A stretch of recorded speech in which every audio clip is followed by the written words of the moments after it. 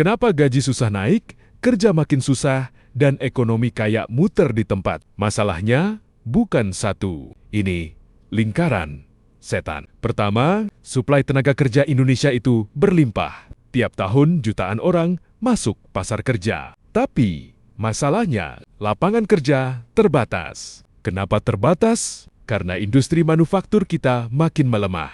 Banyak pabrik tutup, relokasi, atau nggak berkembang. Kenapa industri nggak berkembang? Karena biaya produksi mahal. Bukan cuma listrik dan logistik, tapi juga biaya siluman. Akibatnya apa? Perusahaan nggak berani ekspansi. Buka cabang baru, rekrut karyawan baru, terlalu berisiko. Kalau perusahaan nggak ekspansi, lapangan kerja jadi sepi. Kalau lapangan kerja sepi, daya beli masyarakat turun karena orang nggak punya penghasilan stabil. Dan saat daya beli turun, penjualan perusahaan ikut drop. Nah, penjualan drop ini bikin perusahaan makin takut ekspansi. Dan akhirnya kita balik lagi ke awal. Perusahaan nggak ekspansi, lapangan kerja makin sedikit, gaji susah naik, daya beli makin lemah.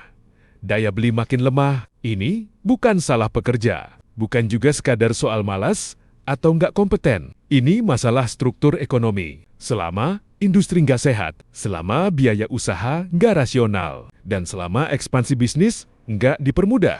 Jangan heran kalau gaji stagnan dan lowongan kerja terasa makin sempit. Kalau mau ekonomi naik, nggak cukup cuma nyuruh orang kerja keras. Yang harus dibenahi itu iklim industri, kepastian, usaha, dan biaya-biaya tak terlihat. Karena tanpa itu, kita cuma muter di lingkaran yang sama.